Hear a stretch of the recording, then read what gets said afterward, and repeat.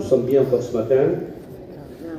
C'est le dernier jour, merci au Seigneur. On a été content de venir au séminaire, et puis en même temps, on est content de retourner chez nous aussi. Par contre, on a bien mangé ici. Moi, je ne parle pas du côté spirituel. On a très bien mangé. Mais ce matin, moi, je ne sais pas si vous avez faim spirituellement parlant. Amen. Mais on va encore se nourrir. Amen. Et gloire à Dieu. Amen. La nourriture, matérielle, par rapport à notre corps physique, elle nous fait parfois grossir. Mais ce n'est pas toujours bon. Tandis que la nourriture du Seigneur, c'est une nourriture qui ne nous fait pas grossir physiquement, mais elle fait grossir l'âme. Et plus que jamais, on a besoin ce matin de la grâce du Seigneur. Alors, sans plus tarder, je voudrais lire un verset dans la Bible. J'ai marqué quelques versets. Un jour, la Bible dit que Gédéon, il avait venu avec des hommes et il avait passé le Jourdain et ils étaient très fatigués, beaucoup fatigués. Vous savez, ça ne veut pas dire que si nous sommes fatigués, ça ne veut pas dire que nous avons péché toujours. On peut être fatigué spirituellement parlant, ne plus avoir beaucoup de force à prier, pas assez de force pour lire la Bible, pour aller à certaines réunions. Ça ne veut pas dire qu'on pêche, mais la fatigue est là. Et la Bible, elle dit que quand ils ont passé le Jourdain, et moi je crois de tout mon cœur qu'après le Jourdain, c'est la ville de Canaan. On n'est pas loin.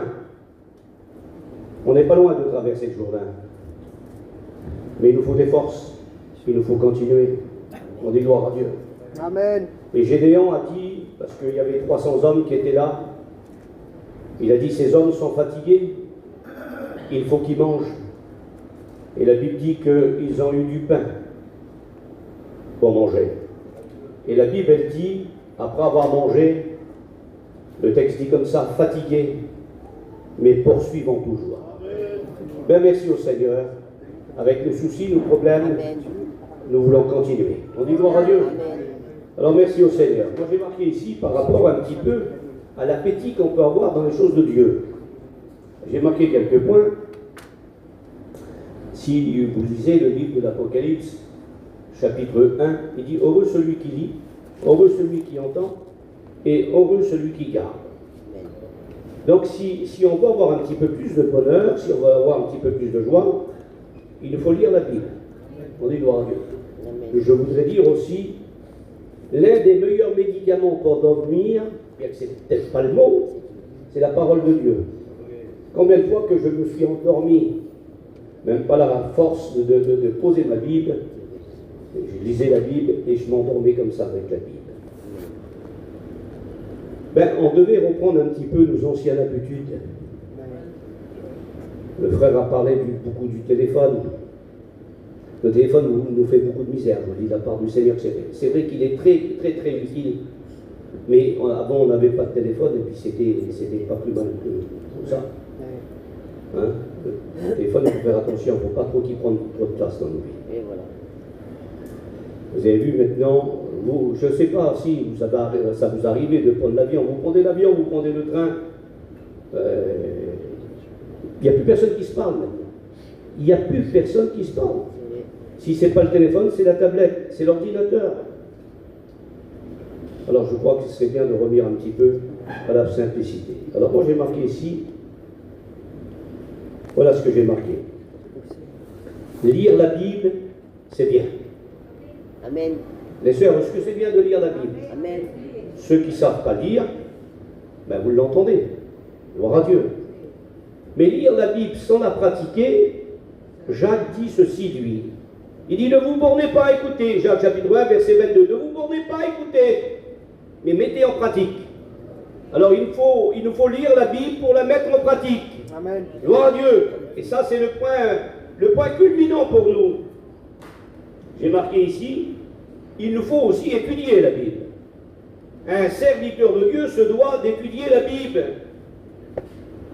Si un prédicateur veut avoir du succès dans la prédication, il ne faut pas qu'il passe simplement que 10 minutes. Mais il faut qu'il étudie la Bible. Tant qu'on n'a pas reçu le message de Dieu, il faut continuer à étudier. Parce que l'étude, elle nous rend sages. C'est marqué dans la Bible. Les saintes lettres ont rendu sage Timothée, dit l'apôtre Paul. Alors continuons à lire, continuons à méditer, que le nom du Seigneur en soit béni. Ayant aussi une pratique de la parole de Dieu.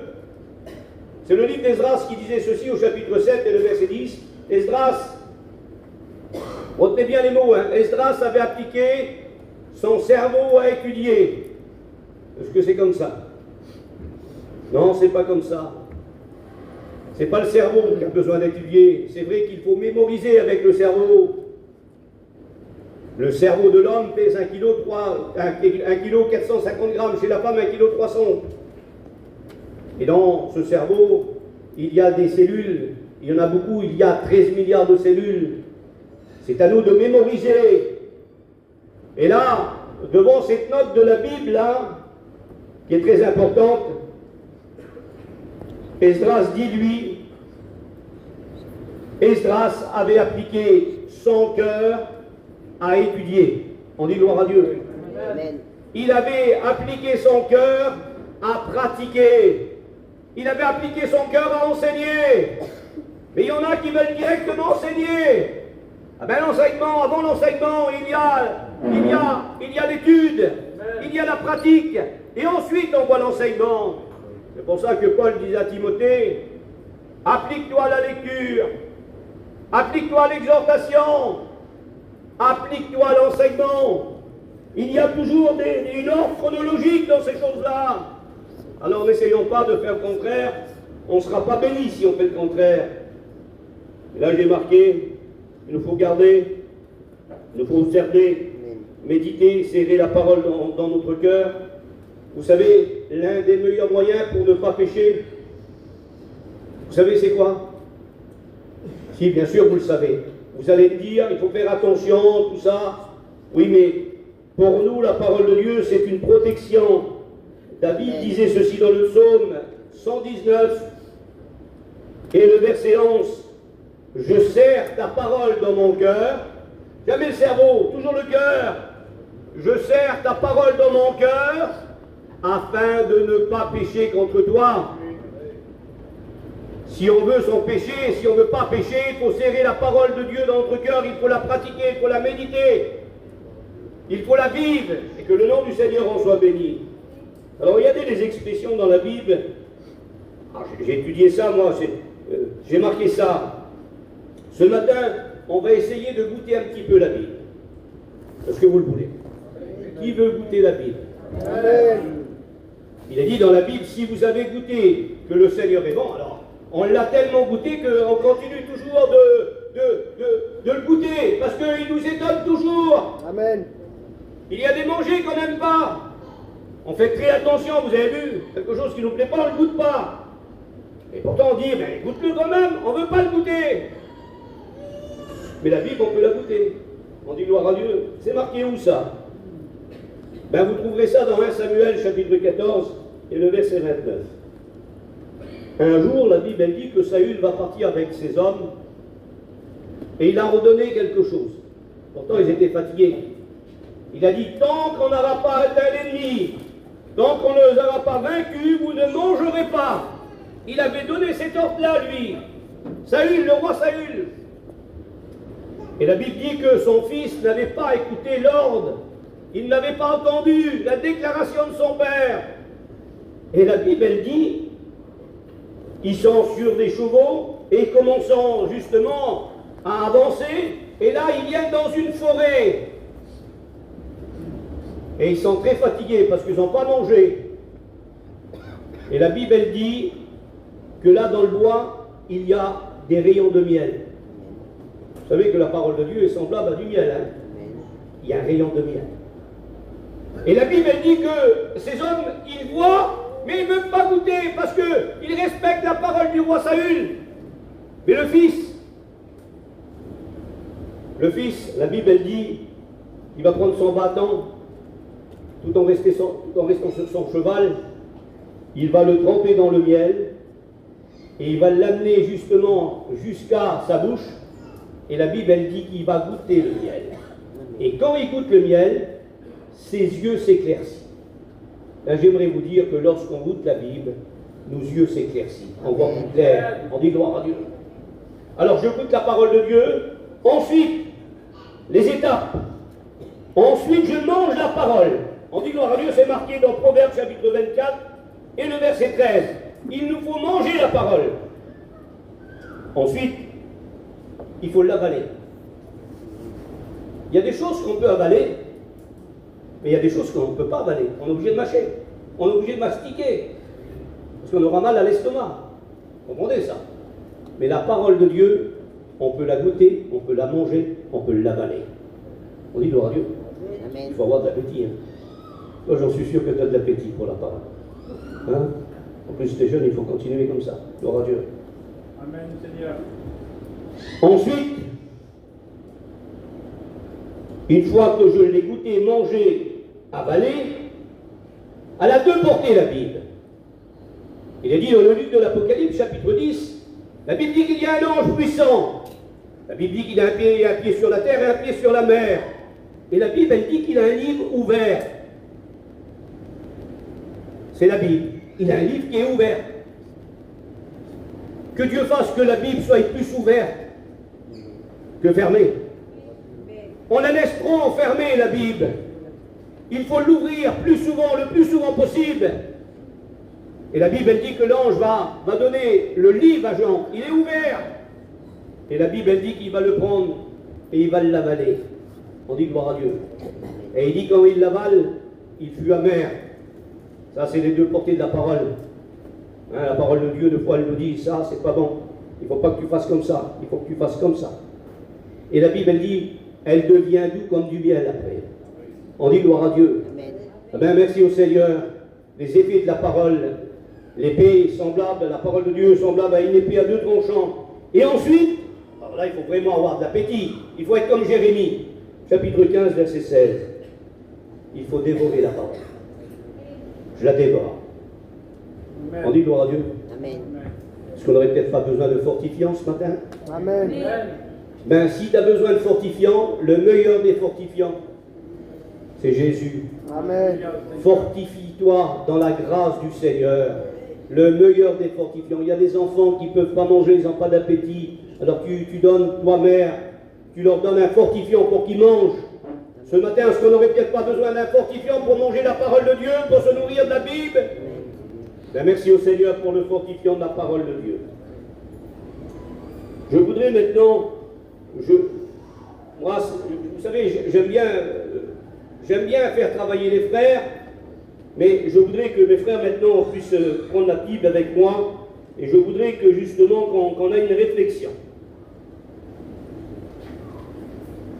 Jacques, il dit, lui, vous demandez, Jacques chapitre 4, le verset 3, vous demandez, et vous ne recevez pas, parce que vous demandez mal. Est-ce que ça peut arriver de demander mal? Mais c'est quoi demander mal? Il dit dans le but de satisfaire vos passions. Tu vas demander, mais tu sais que tu vas recommencer à faire ce que tu fais. Ce que tu fais, c'est pas bien. Il y a quelque chose qui te domine.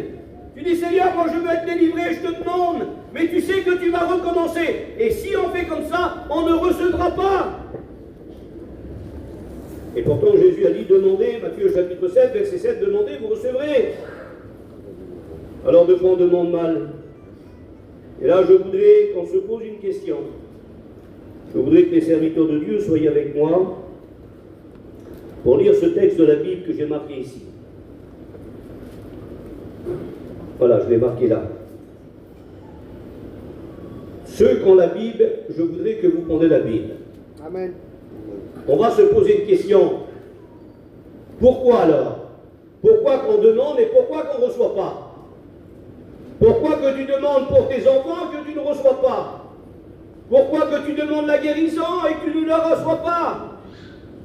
Pourquoi qu'on ne voit pas de miracle? Pourquoi qu'on ne voit plus de prodiges?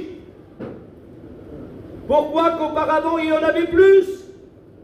Pourquoi que dans les actes des apôtres, simplement l'apôtre Pierre, il est en prison? L'Église, elle prie pour lui, il est libéré. Pourquoi que les actes des apôtres, chapitre 16 et le verset 30, Paul et Silas sont dans une prison aussi, ils chantent. Simplement un chant. Il y a un tremblement de terre et les portes s'ouvrent. Mais pourquoi? Est-ce que Dieu a changé? Est-ce que Jésus a changé? Est-ce que vous avez oublié ce que nous avons oublié? Hébreux 13:8. Jésus est le même hier, aujourd'hui, éternellement. Est-ce que ce serait peut-être pas nous qui aurions changé? Alors je voudrais faire une lecture. La lecture, c'est celle-ci, les Actes des Apôtres. Le chapitre 2, et je vais lire le verset 43. Voilà qu'est-ce qu'il est dit en bas du verset 43. Il est dit ceci: la crainte s'emparait de chacun, et il se faisait beaucoup de prodiges et beaucoup de miracles par les apôtres.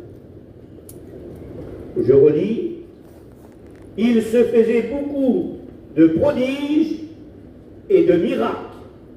On dit gloire à Dieu. Vous vous rappelez que Pierre et Jean, dans les Actes des Apôtres, chapitre 3, ils montrent au temple, à l'heure de la prière, il est 3 heures. La Bible, elle dit qu'ils montrent ensemble, à l'heure de la prière, tandis que le pharisien et le publicain, dans Luc chapitre 18 et le verset 10, il n'est pas dit, pourtant ils sont 2 hommes pareils, ils vont monter au temple, ils vont monter à la même heure, mais c'est pas précisé ensemble, et quand c'est pas ensemble, on n'est pas béni. Tandis que Pierre et Jean, ils sont ensemble. Et quand ils montent ensemble, il y a bénédiction. Et moi, ce que j'aime bien, c'est que c'est le verset plus bas, le verset 47. Et le Seigneur ajoutait chaque jour à l'Église ceux qui étaient sauvés. Quelle beauté. Amen. Il y a des réunions de jeunesse. Gloire à Dieu. Il y a eu des réunions de jeunesse ici. Je ne sais pas si les jeunes, peut-être tous, ils sont peut-être chrétiens, mais je ne sais pas. Je ne sais pas s'il y en a qui ont accepté le Seigneur. Le Seigneur connaît toutes choses. Mais nous, les prédicateurs, on fait notre devoir. On fait des réunions, gloire à Dieu. Mais comment que ça se fait qu'il n'y a plus de prodiges et de miracles? Comment que ça se fait que... Bon, merci Seigneur, le Seigneur ajoute maintenant à l'Église ceux qui sont sauvés. Je voudrais ce matin vous poser la question. Je voudrais que vous levez la main. Est-ce que vous voudriez que le Seigneur puisse faire des prodiges et des miracles parmi notre peuple? Levez voir la main. Besoin, Seigneur. Gloire à Dieu. Qui a besoin ce matin? Vous savez ce que c'est un prodige? Un prodige, c'est quelque chose de surnaturel. Un prodige. Gloire à Dieu. Il y a une différence entre le miracle et la guérison. La guérison, c'est à l'intérieur. Le miracle, c'est à l'extérieur. Lorsque Jésus a prié pour l'homme à la main chèsse, c'est que sa main a commencé à marcher. C'est un miracle. Lorsque Pierre a coupé l'oreille de l'officier, la Bible dit que le miracle s'est produit, l'oreille est revenue. C'est quelque chose de visuel. Et le prodige, c'est souvent la nature, où Jésus a calmé la tempête, où il y a eu un grand calme, gloire à Dieu. Un prodige, c'est lorsqu'aussi, ça concerne la nature, lorsque Moïse a ouvert la mer, lorsque Josué a arrêté le soleil, imaginez-vous un petit peu. C'est vraiment, est-ce que Dieu est vraiment loin de nous? Ou est-ce que c'est nous qui serions peut-être un petit peu loin de lui? Moi, je ne parle pas du péché ici. Non, on aime trop Dieu. La Bible, elle dit que nous l'aimons. Vous savez pourquoi que tu l'aimes? Parce que lui, il t'a aimé le premier. Il t'a aimé même avant ton père. On n'était pas nés, il nous a aimés. On dit gloire à Dieu. Il t'a aimé avant ta mère, le Seigneur. et que son Saint-Nom soit béni. Voilà pourquoi que nous l'aimons. Voilà pourquoi que nous le servons. Alors ce matin, moi je voudrais poser la question, puisque c'est Luc qui a écrit les Actes des Apôtres, mon folie. Luc a écrit 2 livres, a écrit l'évangile de Luc, et il a écrit les Actes des Apôtres. Alors posons la question, mais pourquoi alors qu'à cette époque-là, il y avait des prodiges et des miracles? Et pourquoi que le Seigneur ajoutait chaque jour à l'église ceux qui étaient sauvés? Ne voudrais-tu pas que tu vas prier maintenant là et que le Seigneur touche ton fils et qu'il l'ajoute à l'église? Amen.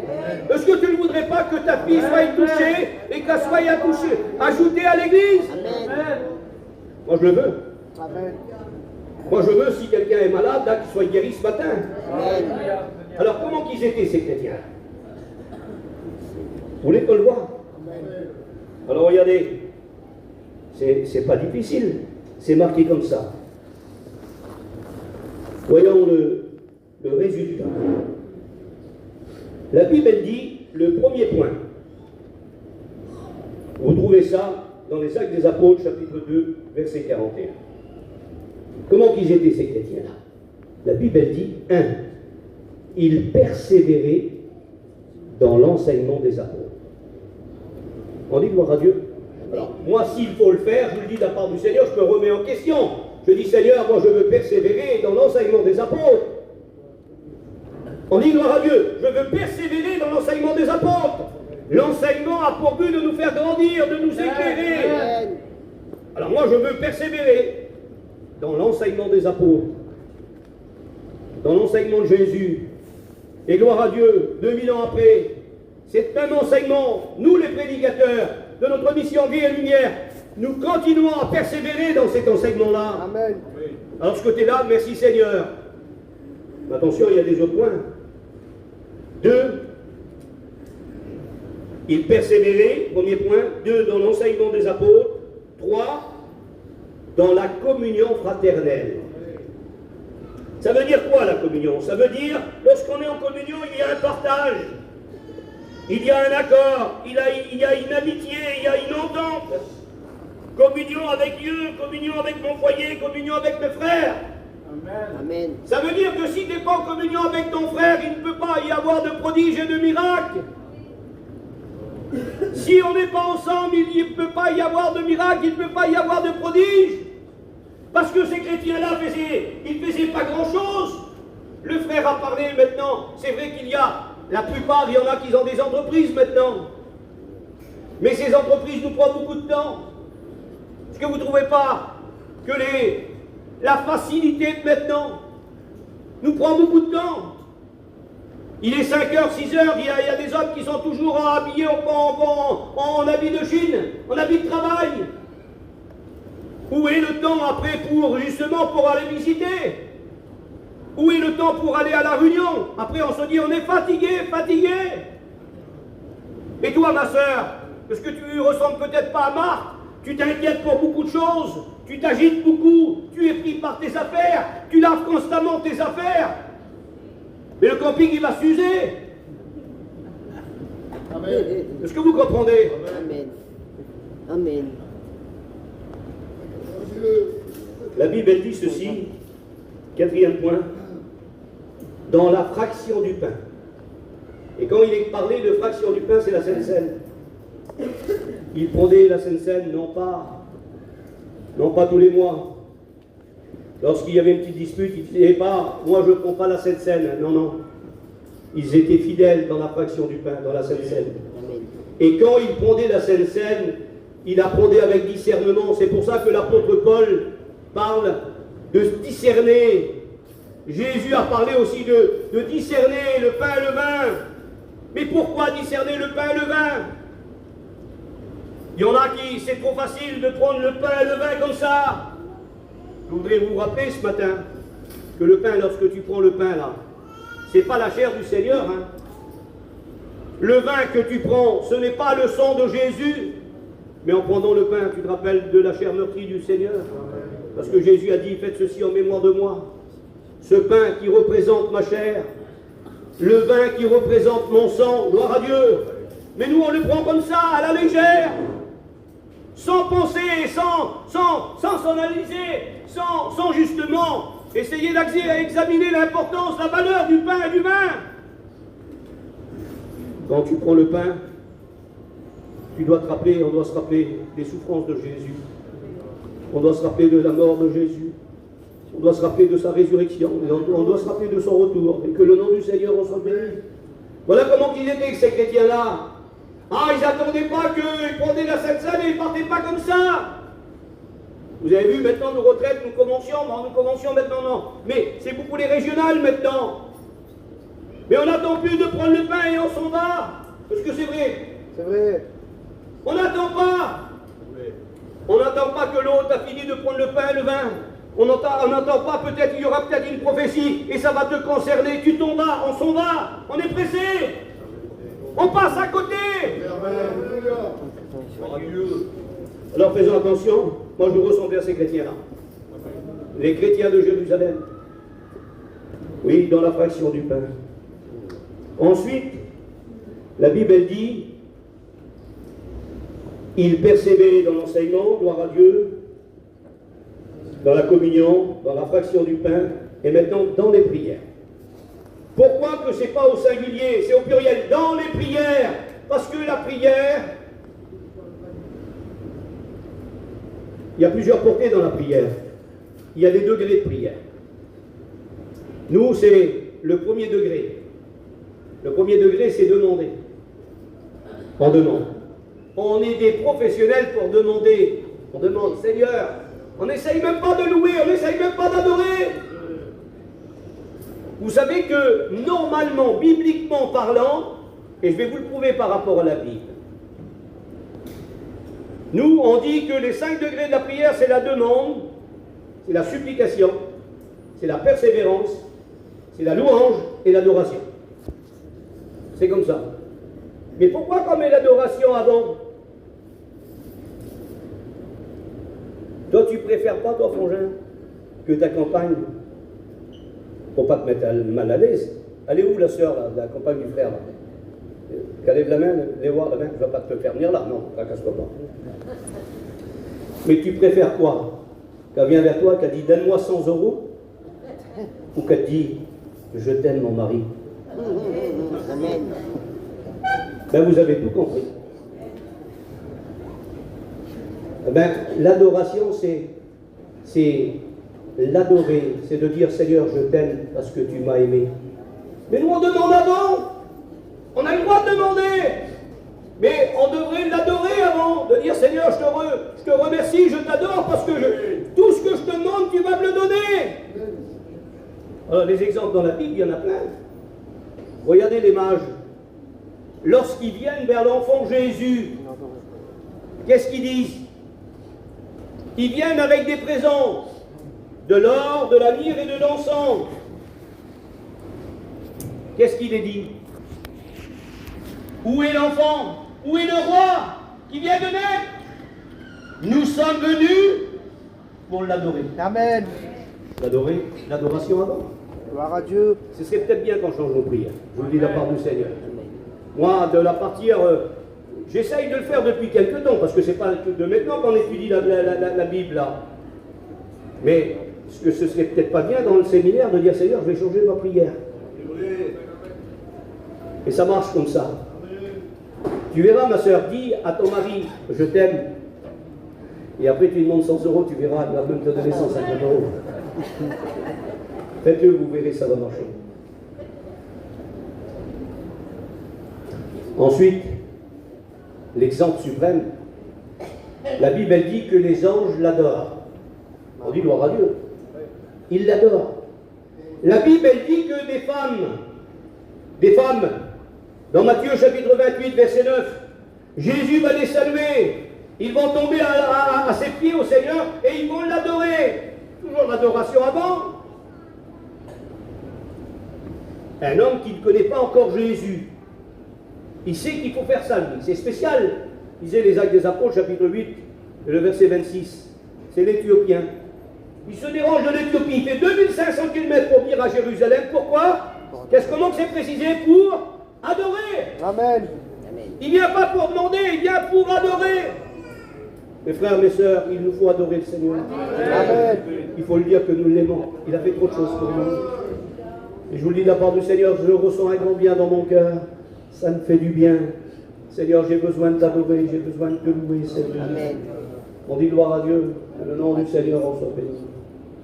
Vous avez vu, lorsque vous voyez vos petits-enfants, hein, on dit, on retrouve nos enfants dans nos petits-enfants. C'est vrai. Hein, on dit gloire à Dieu. Amen. C'est vrai, ma soeur. C'est vrai. Les enfants, les empêcher en premier, les enfants. C'est vrai. On voulait pas trop qu'ils pensent du dégât. Hein. Fais pas ça, fais pas ça. On était trop jeunes. Hein? On les appréciait pas. Mais maintenant, comment on apprécie nos enfants? Ils peuvent monter sur les tables, ils peuvent crier. Ils peuvent déjeuner à toute heure. On leur donne tout. Amen. Parce qu'on a un petit peu plus d'expérience. On dit gloire à Dieu. Amen. Imaginez-vous un petit peu, ça fait combien de temps qu'on est parti? 3-4 jours. Et d'un seul coup, tu rentres chez toi. Ta petite fille là-bas, elle a 4-5 ans. Gloire à Dieu. Je ne sais pas comment elle s'appelle. Hein? Ton petit garçon, comme qui téléphone, qui dit mamie, papou, ben, tu montes dans l'auto. S'il vient pas avec toi, tu montes dans l'auto et tu fais 300 km. Moi, ma première petite fille, elle s'appelle Clarisse. Elle était à Valenciennes, on était à Paris. Et elle a dit juste ça. Elle a dit, papou, je t'aime. Seigneur. Amen. C'est l'adoration. Je t'aime. Qu'est-ce qu'on a fait? J'ai dit, il était 3 heures. J'ai pas regardé qu'il y avait 250 km. Oui. J'ai dit, viens, Ah. prends tes affaires, on y va à Valenciennes. Amen. Parce que la petite, elle avait dit, je t'aime. Amen. On dit gloire à Dieu. Aimons Dieu comme ça. On est ses enfants. Amen. On dit gloire à Dieu. On doit dire, Père, je t'aime. Amen. On dit gloire à Dieu. Que le nom du Seigneur en soit béni. Amen, Seigneur. Alors, qu'est-ce qui se passait encore? Dans les prières, alors, il y a l'adoration, tout ça, la demande, la persévérance, la supplication. Mais changeons un petit peu. À partir de maintenant, Seigneur, je veux t'adorer. On dit gloire à Dieu. Amen. Que le nom du Seigneur en soit béni. Lorsque Jésus a calmé la tempête, qu'est-ce qu'il a dit? Les disciples, ils ont fait quoi? Ils l'ont adoré. Adorons le Seigneur. Je t'adore, Seigneur. Tu as fait trop de choses pour moi. Je t'adore parce que tu vas bénir ma fille. Je t'adore parce que tu vas bénir mon mari qui n'appartient pas encore à Dieu. Et je t'adore, Seigneur, parce que tu vas bénir ma compagne qui n'appartient pas encore à Dieu. Seigneur, je t'adore parce que tu vas bénir ma famille. Amen. On dit gloire à Dieu. Amen. C'est comme ça qu'il faut faire. Hein? Gloire à Dieu. Qu'est-ce qu'il est dit encore?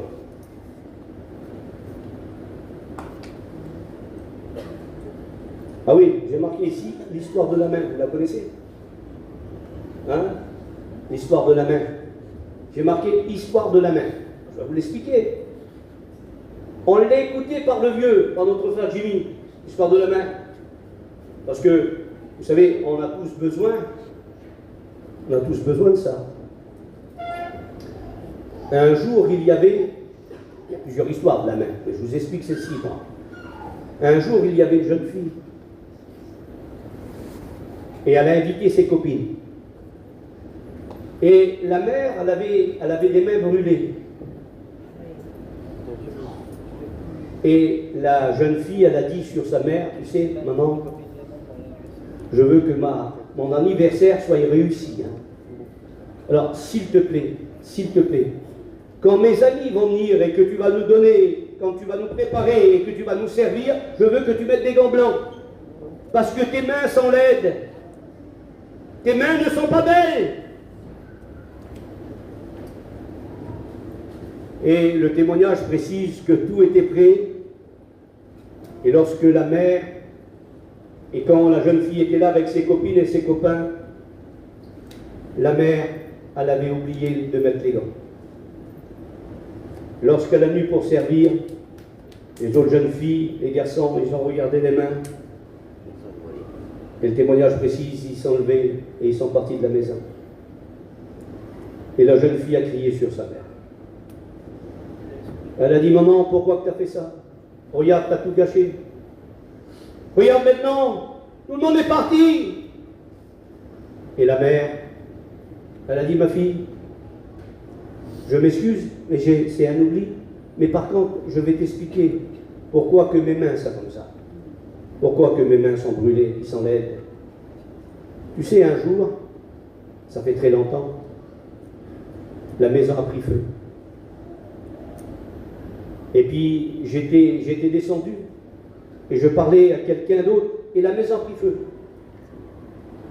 Et les pompiers sont venus parce que dans cette maison il y avait une petite fille dans son petit berceau. Et les pompiers ne pouvaient pas rentrer. Personne ne pouvait rentrer. Et moi, j'ai rentré dans le feu. Et j'ai arraché la petite fille du berceau. Et j'ai pu la sortir. Amen. Et voilà pourquoi que j'ai mes mains brûlées. Et la petite fille, ma fille, c'est toi. La petite fille, la jeune fille, elle a pleuré. Et elle a pris les mains de sa mère. Et elle a dit, maman, tu as les plus belles mains du monde. Amen. On dit gloire à Dieu. Je vais vous dire que les mains de Jésus ont été percées. Amen. Et c'est les plus belles mains qu'il peut y avoir. Gloire à Dieu. Parce que ses mains à lui se posent sur nous. On dit gloire à Dieu, il nous a sauvés par sa main. Non, la main de l'Éternel n'est pas trop courte pour bénir. Amen. Et que le nom du Seigneur en soit béni. Voilà l'histoire de la main. J'ai marqué ici, la crainte s'emparer de chacun. C'est le 6e point. La crainte. Pas la peur. Pas la peur de Dieu. On n'a pas peur de Dieu, nous. La crainte, c'est le respect. De quelle façon qu'on vient à la réunion?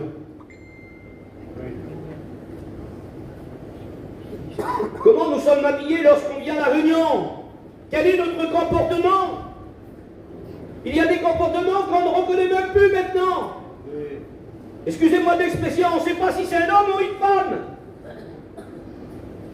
On ne sait pas maintenant. Et cependant, la Bible, elle dit, et c'est Paul qui dit ça, au chapitre 2 de la Timothée, verset 8. Il dit, je veux que les femmes soient vêtues d'une manière décente, avec pudeur et modestie. Amen. Comment nous sommes venus à la réunion ce matin? Comment nous venons à la réunion? Maintenant, s'il faut manger à la réunion, mange à la réunion. C'est vrai, on ne fait plus attention. Et ça a été dit, au lieu d'être capté sur la parole de Dieu, on regarde sur les téléphones, parce que le prédicateur est trop long.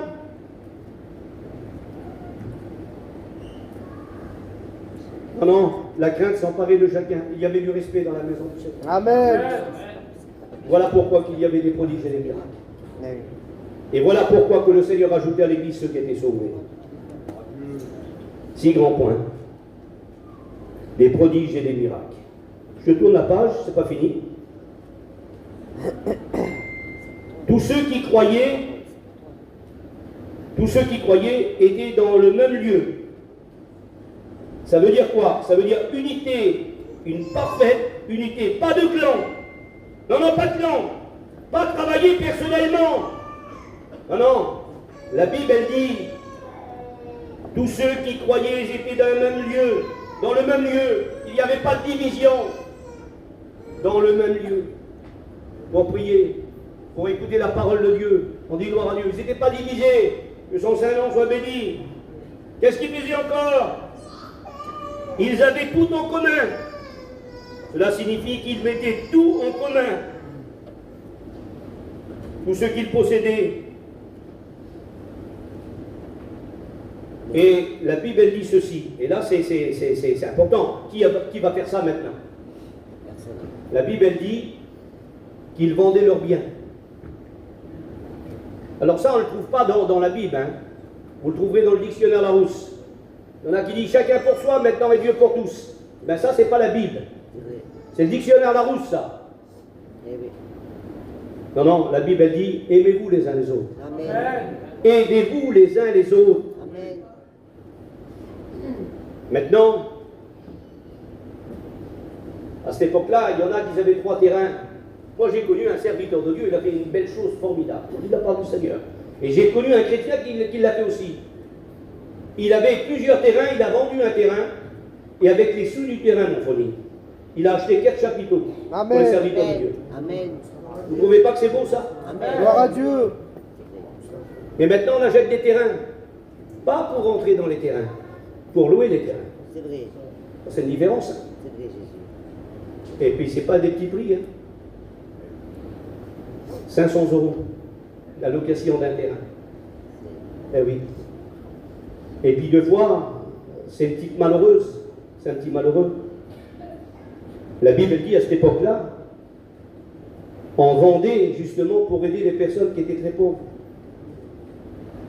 La Bible dit qu'il y avait certaines veuves qui étaient négligées. Mais il y a eu directement une correction. Il a dit non, on ne peut pas laisser comme ça. Il y a des malheureux. Alors il faut les aider. Alors ils vendaient leur terrain. Attention, dans quel but on le fait ici? Pour se faire voir ou pas se faire voir? Parce qu'attention, notre main gauche ou notre main droite, si tu es gaucher ou droitier, peu importe. La Bible dit que lorsque tu fais quelque chose, que ta main droite ne sache pas que ta main gauche qu'elle fait. Elle peut te trahir. Aussitôt que tu dis ce que tu as fait, tu as perdu ta récompense. C'est Jésus. Alors, le premier qui l'a fait dans la Bible, on l'appelle le fils de l'exhortation. On l'appelle Barnabas. C'est celui qui a formé l'apôtre Paul. Barnabas. Quel homme? Chapitre 4. Il a un terrain. Il a dit j'ai un terrain, j'en ai encore un autre, je vais le vendre. Et je vais amener ça aux pieds des apôtres pour qu'ils font la distribution. Là-bas, il y a un besoin, il y a moi, je n'ai pas besoin de savoir tout ça. Et la Bible dit qu'il va faire ça. Il vend leur terrain et il amène les sous aux pieds des apôtres. Ah, je comprends mieux maintenant pourquoi qu'il y avait des prodiges et des miracles. Amen. Hein? Ben oui. Par contre, il y a quelqu'un d'autre qui a écouté ça. Et ils ont dit, on ne ferait pas pareil, non? Ça, c'est le chapitre 5 maintenant qui vient. On les appelle Ananias et Saphira. Quel foyer! Pourtant, ils ont participé à la chambre haute. Lorsqu'il est dit qu'ils étaient 120 dans la chambre haute des Actes des Apôtres, chapitre 2, ils étaient là. Ils avaient été baptisés du Saint-Esprit, ils étaient là. Oui, mais la Bible dit, lorsqu'on fait quelque chose, il faut le faire avec son cœur. Amen. Il ne faut pas faire quelque chose pour se faire voir, pour se montrer. Quelle différence? L'autre, il l'a fait avec une discrétion. Il y a une sœur, je vous le dis de la part du Seigneur, c'est vrai. À chaque fois que j'allais à l'école biblique, elle venait vers moi et elle disait bien, hein, je ne veux pas que tu dises mon nom. Hein. Je ne veux pas que tu dises mon nom. Elle me donnait entre 800, 850, 1000 euros, 1000, 1100 euros pour les étudiants. Amen. Et elle ne voulait pas être citée. Il y en a encore chez nous. Gloire à Dieu, il y en a encore chez nous. Hein? Quand tu vois ton copain qui n'a pas de sous, tu ne vas pas dire Seigneur, bénis-le Seigneur, pourvoir ses besoins. Mais non, tu fais dans ta poche, il donne quelque chose. Amen, amen. Amen. Hein? Vous vous rappelez celui qui priait, qui avait le gros poulet là? Vous vous rappelez ça? C'est une histoire vraie ça, un témoignage vrai. Il priait, il disait Seigneur, merci pour le bon poulet que tu nous as donné. Tu vois le petit foyer à côté, ils n'ont rien à manger. Prévois leurs besoins. Une fois, deux fois, trois fois. Et sa petite fille, elle était là. Et d'un seul coup, encore, je ne sais pas si c'était un poulet ou une poule, allez, peu importe. Il a commencé à prier. Parce qu'on peut prier, hein. Mais la prière, il faut qu'elle ait des jambes, il faut qu'elle ait des bras, la prière. Il faut qu'il y ait de la générosité dans la prière. On dit gloire à Dieu. Il faut que notre prière soit vraie. Et il a prié encore une fois. La prière du pharisien, quoi. Il a prié, il a dit Seigneur, merci pour le poulet, merci pour la volaille que tu me donnes. Seigneur, tu vois le petit foyer à côté. Il avait les yeux fermés, hein. Et le témoignage précise que juste à côté, là, le voisin était à côté, le petit foyer là, qui n'avait rien. Et sa prière, elle a duré quand même un petit bout de temps. Et sa petite, elle a pris le poulet, elle a ouvert la porte et elle l'a amené pour le voisin. Amen. Il a ouvert les yeux, il n'y avait plus de poulet. Elle a dit, papa, j'ai exaucé ta prière. On dit gloire à Dieu.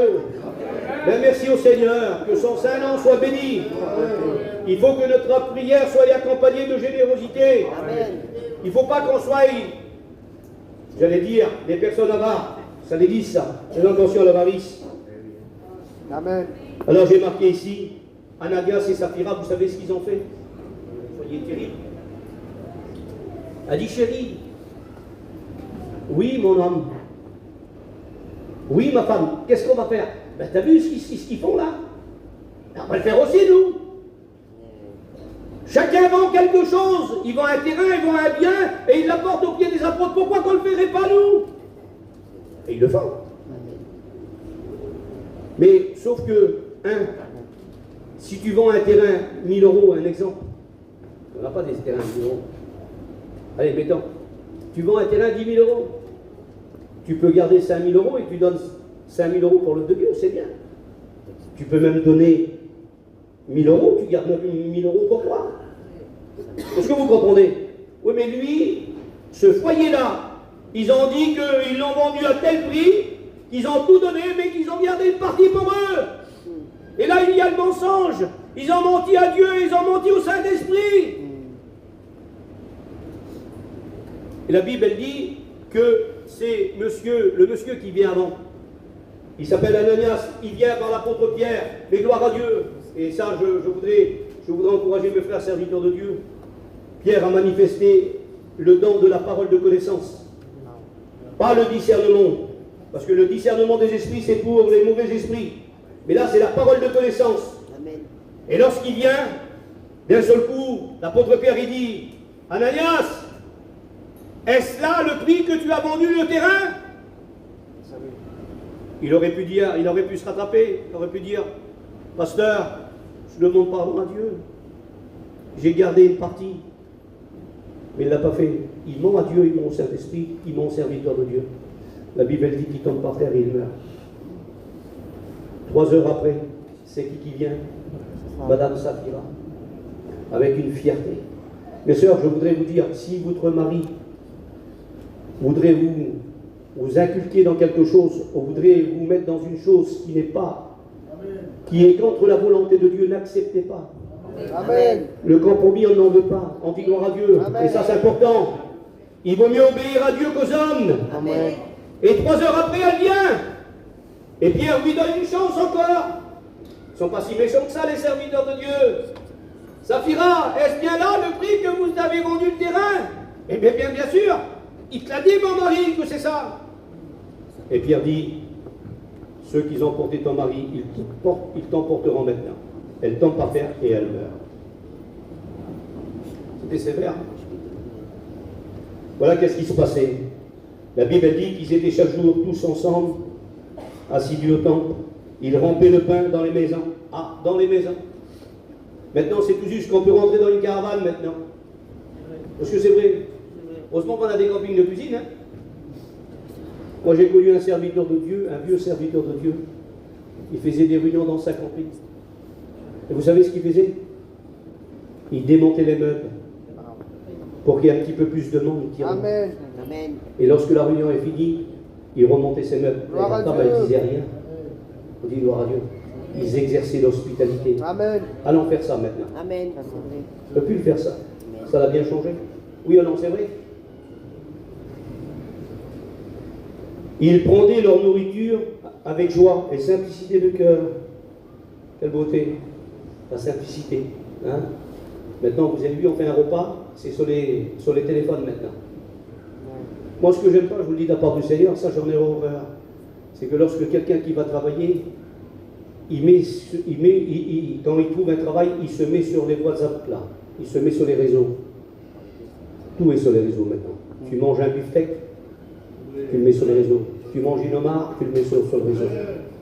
Mais non, soyons discrets. Amen. Il y a des personnes qui ne mangent pas. Est-ce que c'est vrai? C'est vrai.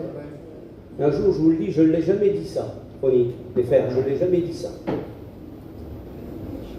J'ai été baptisé quelqu'un, c'est vieux, comme quoi qu'on a tout à apprendre. Et j'avais pour habitude de mettre un petit peu de sous là, dans la poche là. Vous voyez? Et à cette époque-là, j'avais une chemise blanche. Et quand je fais le baptême, avec un frère, bien sûr, on n'est pas tout seul, on partage. Lorsque la femme me donne la photo, je vois l'argent ici. Je dis, Seigneur, que c'est vilain. Je dis 2 fois combien de fois que j'ai approché quelqu'un, ils n'avaient peut-être pas de sous, et qui regardait là. Est-ce que vous comprenez? Plus jamais de ma vie je l'ai fait. C'est moche. On dit gloire à Dieu parce que c'est important. Amen. Un serviteur de Dieu, c'est un homme de Dieu. Une femme de serviteur, c'est une femme de Dieu.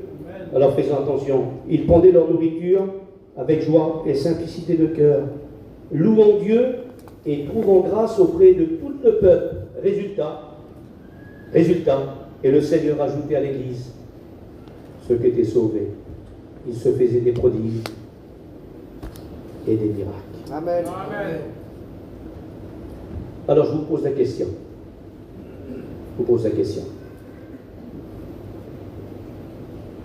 C'est peut-être pas bien quand on essaye de changer un petit peu, nous. Amen. C'est peut-être pas bien. Hein? De dire, Seigneur, moi je vais essayer de changer. Je vais changer ma prière. Je veux, Seigneur, ce que je dis dans ma prière ou dans ma prédication, dans mon témoignage, il faut que je le vive, Seigneur. Il y a des frères qui ont passé à l'école biblique, on a tous passé à l'école biblique. Il n'y a pas que l'école biblique. À l'école biblique, là-bas, tu as vu, on vient, les premiers 15 jours, c'est un peu compliqué. Après, on ne veut plus que l'école biblique se termine. L'autre invite l'autre, l'autre invite l'autre. On est tous comme ça. Amen. On se fait des copains, on se fait des copines. Amen. Mais ce n'est pas simplement qu'à l'école biblique qu'il faut le faire. Ce n'est pas simplement qu'au séminaire qu'il faut le faire. Amen. Il faut faire dehors. Et Jésus dit ça, lui, que c'est beau, Seigneur. Il dit, si tu donnes un verre de froid à l'un des plus petits, c'est à moi que tu le fais. Amen. Et un jour, j'avais compris ça et je termine.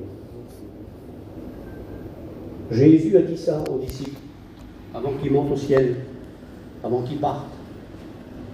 Jésus a dit, j'étais en prison. Ronnie, c'est pour toi ça. Je sais que ce n'est pas toujours facile, mais tu vas voir les prisonniers. Ben, merci au Seigneur. Jésus disait, j'étais en prison. Il dit, Seigneur, on n'a jamais été en prison. Ben, il dit, chaque fois que tu le fais à l'un des plus petits, c'est à moi que tu le fais. Alors, je voudrais te dire, de la part du Seigneur, chaque fois que tu vas voir un prisonnier, c'est comme si ce serait Jésus que tu vas voir. Imaginez-vous un petit peu. Le Seigneur m'a parlé dans mon cœur, et Jésus disait, j'étais malade, vous n'avez pas venu me visiter. Et les disciples, ils ont dit, Seigneur, on t'a jamais vu malade. Il dit, chaque fois que vous allez voir quelqu'un, c'est comme si c'est moi que vous allez voir. Alors maintenant, quand je vais voir quelqu'un, j'essaye de ne pas remettre un lendemain. J'essaye de mettre mes affaires un petit peu de côté. Je veux être disponible. On dit gloire à Dieu. Amen. Voulez-vous qu'on prie le Seigneur? Amen. Qui va essayer de changer? Allez, je ne vous fais pas lever la main, vous se levez à votre place, celui qui veut le faire. Moi, je suis debout.